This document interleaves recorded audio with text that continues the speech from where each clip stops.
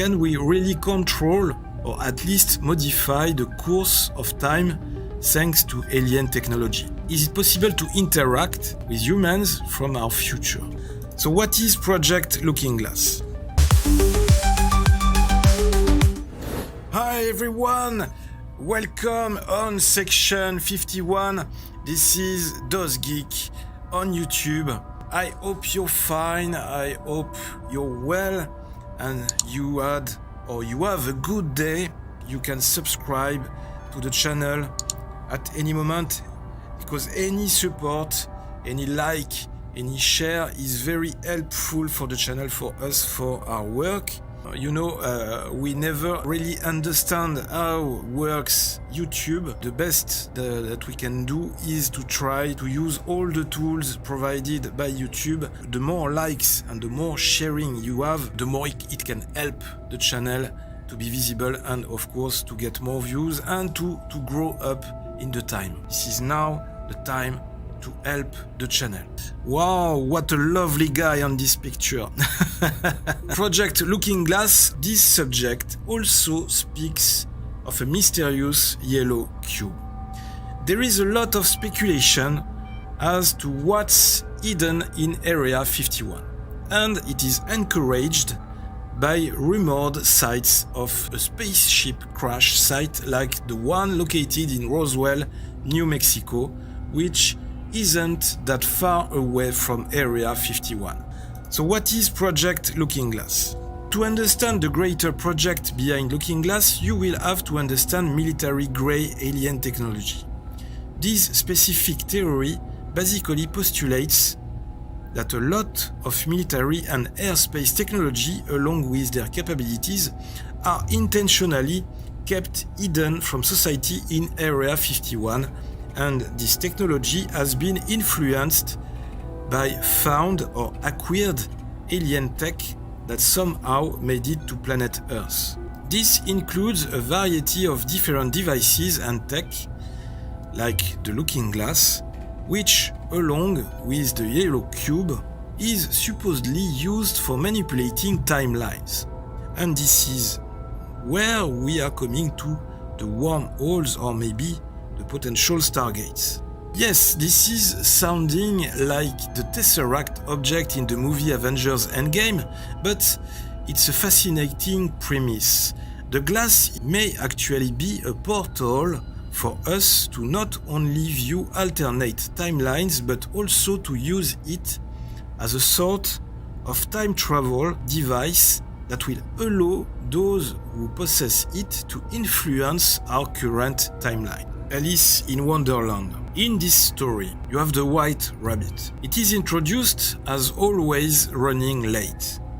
He carries a watch that is running backwards, but when viewed through the Looking Glass, it shows time correctly. So conspiracy theorists often use the phrase going down a deep rabbit hole when dealing with government and military cover-ups and the Black Ops world. Well, there is a reason for this. The reason may be because the government uses the Alice code according to this theory. And that leads us, logically, to the Project Aquarius, which includes the Looking Glass project at Facility S4 at Area 51. All the informations I found were extracted from documents including testimonies of alleged whistleblowers like Dr. Dan Burish, who pretends to have worked in Area 51. By 1994, Dan received and accepted an offer to work on a top-secret program known as Project Aquarius, located at an underground facility known as Papoose Lake Facility S4 or S-4, aka the dark side of the moon, located 12 miles south of Area 51 in Nevada. Security measures at the facility were very oppressive. This included armed guards, optical scans, voice print identification, showering, weighing, shaving, and decontamination. Dan was told he had been commissioned by the Department of the Navy and was given a secret Q clearance. At times, he was assigned to work under the direction of the prestigious Naval Research Laboratory and the Defense Intelligence Agency. These assignments were designated on official documents to legitimize his presence while working for a group called Majestic. So it was here at the S-4 that Dan Burish would come into contact with physical evidence that truly challenged his belief system. He learned that US military was in possession of hardware not originating from this planet. This included physical, structured vehicles of extraterrestrial origin and their occupants. He learned that the United States government was working with extraterrestrial visitors for decades, and that many technological advancements directly associated with the field of military aerospace were actually made through a reverse engineering program beginning in the 1940s. Dan described the facility as having 5 working floors, with the last floor accessible by only one elevator. Above the door frame leading into the lab that contains the Looking Glass project at Facility S4 at Area 51, it is said that there is a stuffed white rabbit holding a backward watch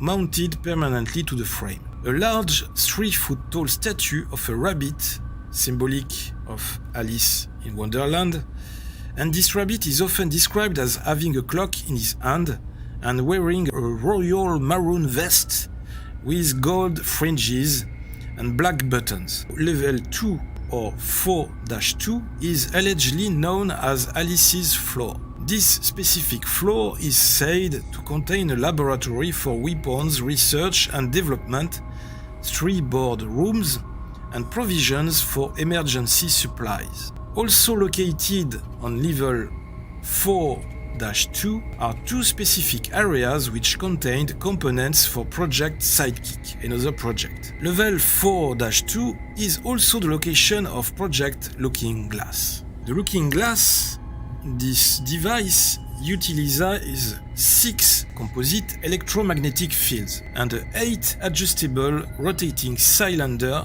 which is injected with a specific type of gas. The entire assembly can be rotated 90 degrees from the horizontal axis. This allows scientists to warp the local fabric of space-time both forward or backwards by long or short distances relative to the present time. The Project Looking Glass device is supposedly used to predict the potential probability of future events. Once the device is tuned properly, images of probable future events are projected in open space within the fields, similar to a hologram. The data output of the device, images and in some cases sounds, are then captured via high-resolution audio-video capture devices. If multiple probabilities of the same event are displayed, they can be de-interlaced by use of specific software platforms. Do you believe UAPs pose a potential threat to our national security? Yes. The technology that we faced was far superior than anything that we had. Do you believe that our government is in possession of UAPs? Absolutely, based on interviewing over 40 witnesses over 4 years. Biologics came with some of these recoveries.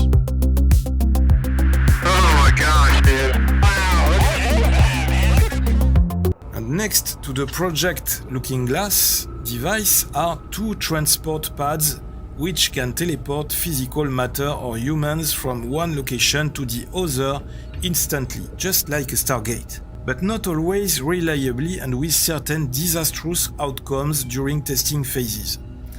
So Dr. Dan Burish had the unfortunate experience of being in the room during one of those unfortunate outcomes and witnessed a death. During Dan's time at S4, 5 concurrent programs were also being conducted. One, named Project Galileo, dealt with the propulsion system of extraterrestrial and future terrestrial vehicles. Another program, Project Sidekick, which Dan say relates to a weapons platform but refuses any further comment, and the third project known as the Project Looking Glass, which dealt with time distortion. More specifically, this program dealt with the physics of seeing the effects of an artificially produced gravity wave on time. The overall umbrella designation for the study of anything having to do with extraterrestrial biological entities, the umbrella for all these projects and their interaction with humans on Earth, was known finally as the Project Aquarius. The fourth project was a separate weapons program developed as a second generation research program from Project Sidekick. But Dr. Burish refused to provide the official project name for that program. No further information could be provided for that program. The Looking Glass device at Area S4 used a barrel housed within the center hall of a donut-shaped structure, and during operation, argon gas was sprayed into the center of the rotating barrel. A number of powerful electromagnets encircled the barrel, and as the power is fluctuated into the magnets and the orientation of the magnets is changed, it dials into the probabilities within hyperspace, contacting wormholes to various probabilistic universes. According to Dan Burish and Will Ewhouse, a direct witness to early Looking Glass operations during the 1970s, the scientists working on the program quickly found out that the device was multifunctional. Through a variation of power settings and alignments, the device could produce images. It was soon determined that these images dealt with future events which might take place on Earth. According to Dan Burish, it was soon determined what events would cause the ultimate splitting of humanity into what could become the J-Rods and the Orion beings, the different species of aliens on Earth. That information from the Looking Glass was supported by the direct testimony of both the J-Rods and Orion beings according to their written and oral histories. It was further supported by observation of data from the quantum cube gift, or the Orion cube, or the yellow cube, that could have been given to President Eisenhower in 1954. According to Dan Burish, the Looking Glass devices and Stargates were dismantled in an effort to protect humanity based upon the totality of information collected. There were also several other efforts commissioned by Majestic or Majestic 12, the code name of this alleged secret committee of scientists, military leaders and government officials formed in 1947 by an executive order by US President Harry S. Truman to facilitate recovery and investigation of alien spacecraft. These efforts were ordered to derail the potential sequence of events that would have led up to the catastrophe. Also known as the yellow disk, this device, along with Looking Glass, is utilized by not only the industrial military complex, but also grey aliens who both are trying to utilize networks of the yellow cube to influence timelines. This cube or disk is said to be a communication device from surviving extraterrestrial life forms from the Earth's future. It's also apparently a recording device that's documented eons of human evolution. It's a holographic device. It is also known as the Orion Cube. The device, which arrived in 1954, was later nicknamed the Yellow Book due to a yellowish vorticular color which would emanate from the top of the device upon activation. The name Yellow Book was also linked to ufology by aviary personnel for disinformation purposes. This device is a special type of holographic record and quantum viewing unit that both documents our history as well as presents future occurrence probabilities. its output is susceptible to changes unintentionally provided to it by its users. Only the P-52 J-rods and Orions, and those who have been trained by such J-rods and Orions, can operate the device without substantially altering its output. Some of those who have accessed specific details regarding future events contained in the Orion Cube have been totally devastated by the implication. Most of those cases of negative outcome were caused because the operator was neither a P-52K J-rod or Orion, or a person trained through entrainment by them. The negative outcomes were largely the result of the operator himself coloring the output data through their own internal fears, hopes for the future, attachments to their understanding of the past, and rigid world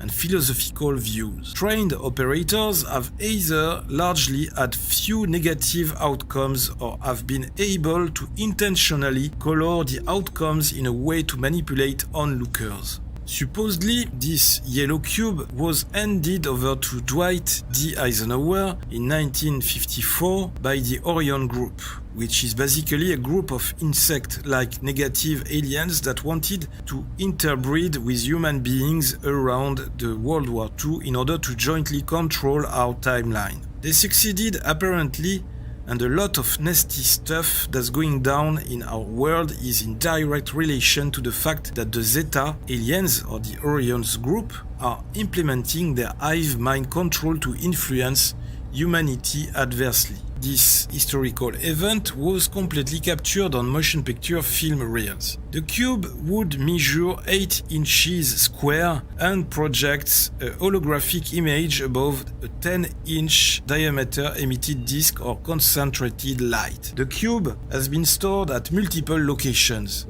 including Area S4, and inside a locked vault associated with the Scottish Rite Masonic Temple in Washington, D.C. So whoever uses the yellow cube can theoretically see probable outcomes as a result of specific actions. However, it's hindered by the consciousness level of whoever was present watching future events unfold. Human emotions, too, would often cloud and influence the results of the events being holographically projected, interestingly enough. As of now, the whereabouts of the yellow cube are unknown, however, the looking glass is reportedly in Area 51. So that leads us to the difference between aliens and extraterrestrials. This theory postulates that extraterrestrials and aliens are completely different. Indeed, an ET, or an extraterrestrial, according to this specific galactic doctrine, is an evolved human life form from the future that has somehow made its way back to planet Earth. And the yellow cube is one piece of tech that was supposedly left behind by an extraterrestrial looking to help us out for who knows what reason. These devices are a part of a greater war for establishing negative or dark timelines that are timelines of a fallen Earth. Basically, these negative timelines are false ones that are constantly being indulged and manipulated into being pursued instead of a timeline that will accelerate our collective consciousness into attaining ascension. So is this all true? Can some official witness testify all this? Do the project Looking Glass and the yellow cube really exist? I let you imagine if all this was true. Imagine what this could mean in terms of security for the population, for humanity, for the time and our destiny to all. Can we really control or at least modify the course of time thanks to alien technology? Is it possible to interact with humans from our future? Thank you again, thank you all. Don't forget to support the channel. This was DOSGeek on section 51. Live long and prosper. Big kisses to all of you. Bye bye.